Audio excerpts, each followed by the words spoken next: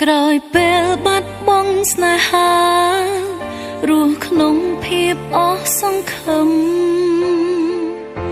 បាត់ស្នាមញញឹមមានតែទឹកភ្នែកស្រវឹងលែងខ្មាស់អ្នកណាធ្វើរឿងចំឡាយព្រោះឈឺចាប់ពេកគ្រប់គ្រងមិនបានបេះដូងខ្ញុំកំពុងឈួរព្រោះពេលនេះនឹកគេខ្លាំងចង់ឲ្យគេដឹងតែបែររំខានគេថាឈប់មកពាក់ព័ន្ធបំភ្លេចរឿងទាំងប៉ុន្មានមិនដែលនឹកស្មានចិត្តដាច់ដល់ម្លឹងមានអារម្មណ៍ថាអាណិតខ្លួនឯងមកឈួតវង្វេ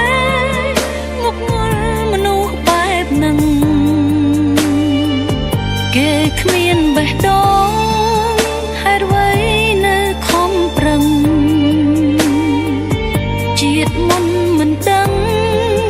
ជំពាក់កម្មអ្វីគ្នាមានអារម្មណ៍ថាអាណិតបេះដូ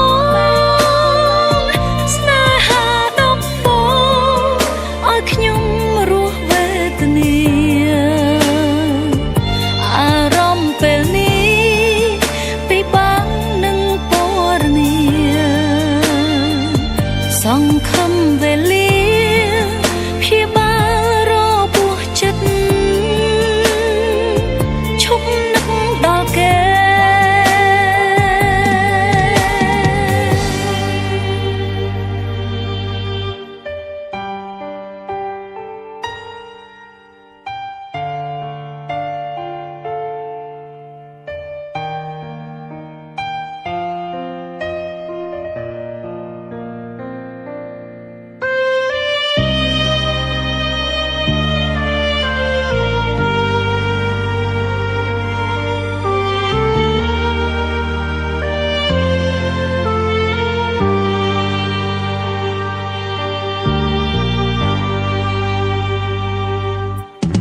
បេះដូងខ្ញុំកំពុងឈួ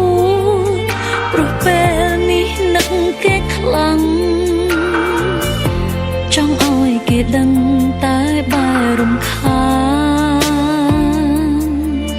គេថាឈប់មកពាក់ព័ន្ធបំភ្លេចរឿងទាំងប៉ុន្មានមិនដែលនឹកស្មានចិត្តដាច់ដល់ម្លឹង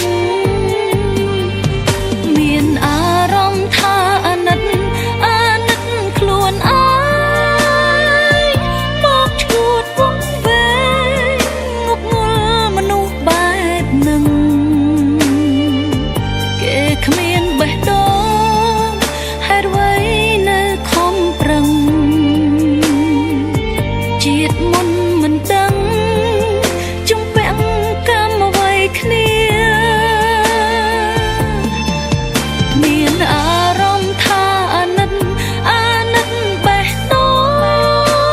ងស្នេហាដំបូងឲ្យខ្ញុំរស់វេទនាអារម្មណ៍ពេលនេះពិបាកនឹងពណ៌នាសង្ឃ